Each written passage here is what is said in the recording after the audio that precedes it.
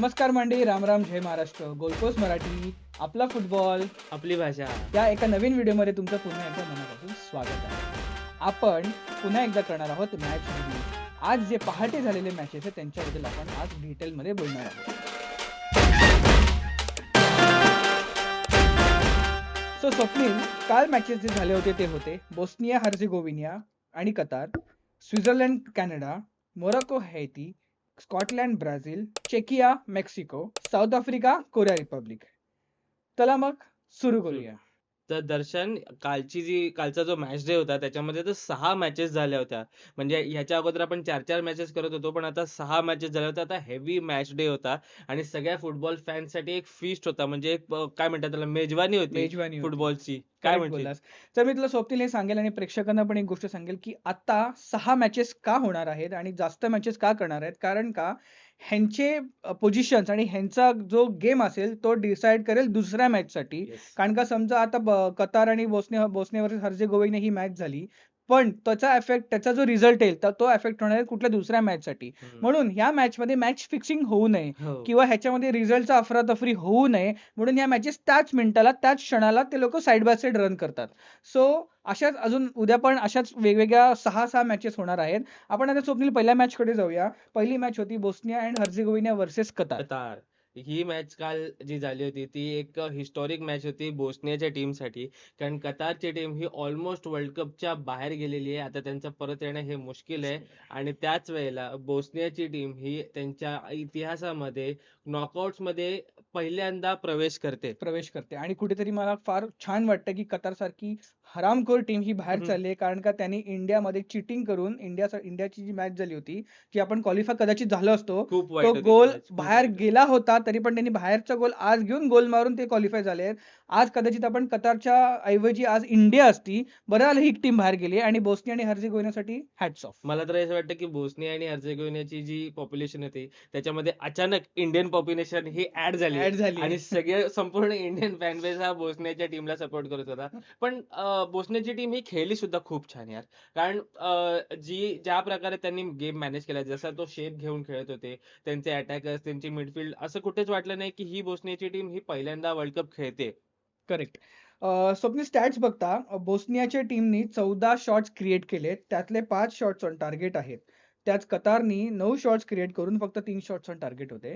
आणि त्यांच्यामध्ये एक ओन गोल सुद्धा गेला आहे, कतारकडनं एक ओन गोल सुद्धा गेला आहे, म्हणून ती स्कोर लाईन आहे 3-1 आणि बोस्निया ही पुढे गेलेली आहे आता. फायनली बोस्निया पुढे गेलेली आहे. आणि याच्यानंतर बोस्नियाची मॅचेस मतलब सॉरी आणि याच्यानंतर बोस्निया टीमची ज्या मॅचेस होतील, ज्या ज्या टीम सोबत मॅचेस होतील, त्या टीम सुद्धा लक्ष ठेवून असतील की बाबा ही टीम येणार आहे, ही एकदमच इझी टीम नसणार आहे. ही टीम कुठेतरी थोडीफार एक टफ फाईट देणार आहे देणार आहे. ऍटलिस्ट. चला मग पुढे जाऊया आपण. पुढची मॅच होती स्वित्झर्लंड वर्सेस कॅनडा आणि कॅनडा शेवटी हरलेली आहे. येस, कॅनडा फायनली हरलेली आहे. आय गेस मी हा एक अपसेट मानेन या मॅचला. कारण ही तीच मॅच होती ज्याच्यामध्ये सगळ्यांना असं वाटलं होतं की कॅनडा तर एकतर्फा मॅच जिंकून जाईल. कारण लुकिंग ॲट स्वित्झर्लंडचा फॉर्म आणि ज्या प्रकारे स्वित्झर्लंड खेळते, मला असं वाटलंच नाही की स्वित्झर्लंड ही राऊंड ऑफ 32 पर्यंत सुद्धा जाईल. पण त्याच वेळेला कॅनडाने खूप म्हणजे एक अपसेट करून घेतलाय स्वतःवरतीच अपसेट केला आहे. कॅनडाचा गोलकीपरनी फार प्रयत्न केले होते, पण त्यांचा स्वित्झर्लंडचा जो गोलकीपर आहे कोबेल, ह्याचा एक अप्रतिम गेम प्ले काल बघायला मिळाला आहे. स्वप्नील, परत तेच झालंय, गोलकीपर लोकांचा वर्ल्ड कप होत आहे. आणि कोबेल हा अनुभवी गोलकीपर आहे. तो याच्या आधी मोठ्या मोठ्या लीग्स मध्ये खेळलेला आहे, त्याच्यामुळे त्याला माहिती आहे. आणि तो एक्सपिरियन्स त्याने इथे वापरला आणि फायनली तो तसा खेळलाय. त्याचा खेळलाय. स्वित्झर्लंडचा एक प्लेअर आहे जोहान स्वित्झर्लंडचा एक प्लेअर आहे जोहान मंजाम्बी, त्यांनी एक असिस्ट करून एक गोल सुद्धा क्रिएट केलेला आहे. सो स्वित्झर्लंडसाठी ही चांगला ऑपॉर्च्युनिटी आलेली आहे. आता ते पुढे गेलेले आहे स्वित्झर्लंड. कॅनडालाही एक स्कोप आहे असं दिसतंय कुठेतरी. आपण टेबल्स बघता, कॅनडा ही सेकंड पोझिशनवर आहे, स्वित्झर्लंड फर्स्ट पोझिशनवर आहे, बोस्निया आणि हर्जेगोविना थर्ड पोझिशन आणि कतार ही आउट झालेली आहे. मुव्हिंग अहेड स्वप्नील, तिसरी जी मॅच झाली आहे ती मोरोको वर्सेस हैती. हो, ही मॅच हैतीची नव्हती आणि हायपीची मॅच होती असं मी बोलेन. कारण हायतीने जी सुरुवात केली होती, फर्स्ट हाफ जो होता या मॅचचा तो एकदम कडक झाला होता. कारण मला असं कुठेच वाटलं नाही की हायती येऊन एका पॉइंटला तर हायती 2-1 ने लीड करत होती. लीड करतो. आणि त्याच्यानंतर जो गेम पलटला मोरोक्कोच्या टीमने, मी तर या संपूर्ण मॅचचं श्रेय देईन एका माणसाला. त्याचं नाव आहे अशरफ हकीमी, हकीमी. The captain Hakimi. तो जो खेळला, त्याने जो गेम, त्याने जी संपूर्ण टीम सांभाळून घेतली. त्याच्यानंतर मिडफील्डमध्ये सोफियान अम्राबाट वगैरे ह्या लोकांनी पण व्यवस्थित गेम खेळून घेतला. पण कालची मॅच होती ती मी अशरफ हकीमीला देणार. हकीमीला देणार. हैतीकडनं एक ओन गोल झाला होता. बोनोनी ओन गोल करून त्यांना हैतीला एक चान्स मिळाला, एक पॉइंट मिळाला, एक गोल मिळाला, माफ करा, एक गोल मिळाला. अशरफ हकीमीचं नाव तू घेतलंय स्वप्नील. अशरफ हकीमीने एक गोलही मारलाय आणि एक असिस्टही केले आहे. अशरफ हकीमी बरोबर इस्माईल साबरी हा जो त्यांचा हो, आहे, मोरोकोचा जो प्लेअर आहे, तो कुठे डेडली दिसतोय, कारण का तो प्रत्येक मॅचला स्वप्नील त्यांनी गोल हो. मारलेत. आजपर्यंत मोरोकोचे जेवढे वर्ल्ड कपची जे आता या वर्ल्ड कपची मॅच झालेली आहे, ते प्रत्येक मॅचला त्यांनी गोल मारलेले आहेत. आपण पुढे स्टॅट्स बघूया स्वप्नील. फार ॲस्टॉनिशिंग स्टॅट्स आहेत, म्हणजे डोळे उंच करणारे स्टॅट्स आहेत हे. मोरोकोनी स्वप्नील 22 शॉट्स हे क्रिएट केलेत. 22 22 शॉट्स. म्हणजे तू विचार कर, ही टीम तोडणार आहे, कारण का त्याचा कुठलाच असा एकही मॅच झाली नाही मोरोकोची जिथे ते मोरोको एकदम अशी लूज दिसली आहे, डिसओरिएंटेड दिसली आहे. कन्सिस्टन्सली लूज दिसले, कन्सिस्टंटली ते लोक एकदम उत्तम गेम प्ले दिसत आहेत. 22 शॉट झाले आहेत, 11 शॉट्स ऑन टार्गेट आहेत आणि हैतीचे 9 शॉट्स असून 2 शॉट्स ऑन टार्गेट. हो. पण मोरोको, मी तसंच बोललो मग, की मोरोकोची टीम ही ज्या शेपने खेळली ना, ज्या इंटेन्सिटीने केली, जो जो थॉट होता त्यांचा, आणि तू जेव्हा मॅच संपली त्याच्यानंतर त्यांचं त्या सेलिब्रेशनमुळे दिसून येतं, की एक्झॅक्टली त्यांचा मेंटल कंडिशन कशी आहे, माइंडसेट कसा आहे. इव्हन पहिले जेव्हा 2 गोल मारले हैतीने, तेव्हा त्यांचा मोराल अगदीच डाऊन होता. ते लोक लगेच पेस पकडला, त्यांनी व्हर्टिकली टाकले, क्रॉसेस टाकले. अशरफ हकीमीने एक साइड सांभाळून घेतली होती आणि तो जे रन टाकत होता, त्याच्यानंतर समोरच्या टीमला असं वाटलंच नाही कुठे, की आपण कमबॅक करू शकतो यार. कमबॅक करू शकतो यार. आणि मोरोकोचे 3 प्लेयर मी तुला नोट करून सांगेल. एक आहे अशरफ हकीमी, इस्माईल सायबरी आणि खानुस. हो. हे जे 3 जे डेडलीस्ट कॉम्बिनेशन जे खेळतायत, त्याच्यापासून दुसऱ्या टीमने सावध राहावं. येस. चला पुढे जाऊया आपण. पुढे एक मॅच झाली आहे, ती आहे Scotland Scotland versus versus Brazil. Brazil. आपल्या सगळ्यांचीच आवडती मॅच होती. आपल्या सगळ्यांचीच एकदम उत्सुकता ठेवणारी मॅच होती. कारण काल एक प्लेयर हा पिच वरती आला होता. थोड्या वेळासाठीच आला होता तो, पण पिच वरती आला होता. त्याचं नाव आहे Neymar Neymar junior. Junior. Neymar junior हा रडलाय काल, कारण का तो इमोशनल झाला जेव्हा त्याला पिचवर आला. स्वप्नील 3 वर्षानंतर इंजुरी रिकव्हर करून एखादा प्लेअर वर्ल्ड कपसाठी त्याच्या कंट्रीला रिप्रेझेंट करतो. काय वाटत असेल? काय फिलिंग असेल यार ते. एकतर असा मी म्हणजे हार्डली कोणी माणूस बघितलाय जो नेमारला हेट करतोय हेट करतो. किंवा नेमारला जो बोलतो की नेमार आवडत नाही. नेमार हा प्लेयर असा आहे ना, की तो सगळ्यांना आवडतो यार. आणि त्याचं कमबॅक करणं हे कुठेतरी पर्सनल वाटत होतं यार. म्हणजे पर्सनल असं वाटत होतं, की आपलाच कोणीतरी आहे भाऊ, आणि तो पिचवरती परत एकदा येतो आणि तो पिचवरती मजा करतोय यार. पिचवरती मजा करतोय.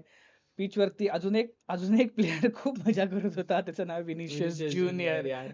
काय खेळलाय विनिशियस यार. तुला माहितीये का, विनिशियसने या मॅच मध्ये सुद्धा 2 गोल मारलेत.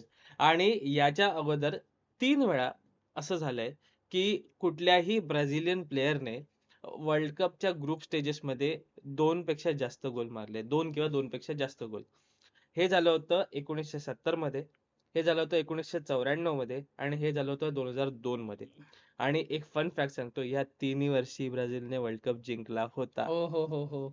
आणि जो परफॉर्मन्स जे देतायत विनिशियस ज्युनियर सारखा प्लेअर आणि हे सगळे जे आहेत, वर्ल्ड कप कदाचित घेऊन जातील. त्यांच्यासाठी एक सेटबॅक आहे आता राफिनाचा. येस. राफिनाचं कुठेतरी नसणं हे टीमला दिसून येत होतं कालच्या गेम प्लेमध्ये. पण ठीक आहे, तो रिकव्हर होईल. राउंड ऑफ 16 पर्यंत येऊ येस. शकतो. पण रफिन्याची कमी ही कुठे जाणवली नाही हं. ब्राझीलच्या टीमला.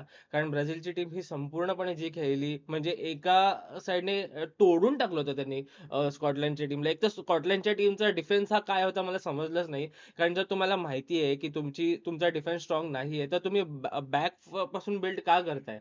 जे तुम्हाला नाही जमणार आहे. आणि त्यावेळेला काउंटरवरती विनिसियसने तोडून टाकला होता. असं वाटलं होतं, की विनिसियस एकटा अख्खी बॅकलाईन खाऊन टाकतो. बॅकलाईन खाऊन टाकतोय. विनिशियस ज्युनियर असू दे, लुकास पॅक्वेटा असू दे, ब्रुनो गुमारेस असू दे आणि कुन्हा. हो, मतायच कुन्हा. आम्ही मागच्या वेळी पण बोललो होतो, तो मँचेस्टर युनायटेडचा फॉर्म घेऊन आलेला आहे. त्याला माहिती आहे तो कसा खेळतोय. पहिल्या मॅचमध्ये त्याला चान्स मिळाला नव्हता, पण सेकंड मॅचपासून जो येऊन त्याने जो तोडलाय, I guess man of the match पण घेऊन गेलाय कालच्या घेऊन मॅचमध्ये तो. घेऊन गेलाय. स्टॅट्स बघता ह्या मॅचेसचे, ब्राझीलनी 21 चान्सेस क्रिएट केलेल्या आहेत. स्वप्नील, मला कुठेतरी भीती वाटते, की ही टीम वर्ल्ड कप नक्कीच डिझर्विंग आहे आणि मारू शकते. हो. आम्ही कदाचित जेव्हा आम्ही जो प्रेडिक्शन व्हिडिओ बनवला होता तेव्हा ब्राझीलला सेमीफायनल्स पर्यंत घेऊन गेलो घेऊन होतो. गेलो होतो. पण आता या टीमकडे बघून, कार्लो दादाला बघून आम्हाला असं वाटतंय की ही टीम कदाचित फायनलला जाऊ शकते. जाऊ शकते. आणि कार्लो अँचेलोटी हा जो मॅनेजर किंवा हा जो हेड कोच आहे, त्याची मेंटॅलिटी ही दिसून येते की तुम्ही काही करू शकत नाही त्याच्या अगेन्स्ट जेव्हा तो आपल्या पीकला येतो. पीकला येतो. करेक्ट. चला मग पुढे जाऊया. पुढची मॅच होती चेकिया वर्सेस मेक्सिको मेक्सिको. आणि मेक्सिकोचा एक प्लेयर जो त्याच्या 6व्या वर्ल्ड कप मध्ये खेळलेला आहे. Ochoa the goalkeeper once again the Once again. Goalkeeper. काय बोलायचं यार याच्याबद्दल. हा. एक तर हा गोलकीपर ह्याला मला असं वाटलं की मी लहानपणापासून बघतोय का ह्याला. हा रिटायर होतच नाहीये पण हा तसाच दिसतोय. तसाच दिसतोय. गुलेरमो ओचुआ हा त्याच्या 41th इयर मध्ये आहे. हा. 40 का 41 वर्षाचा तो गोलकीपर आहे. त्याचं हे कदाचित शेवटचं वर्ल्ड कप असू शकतं.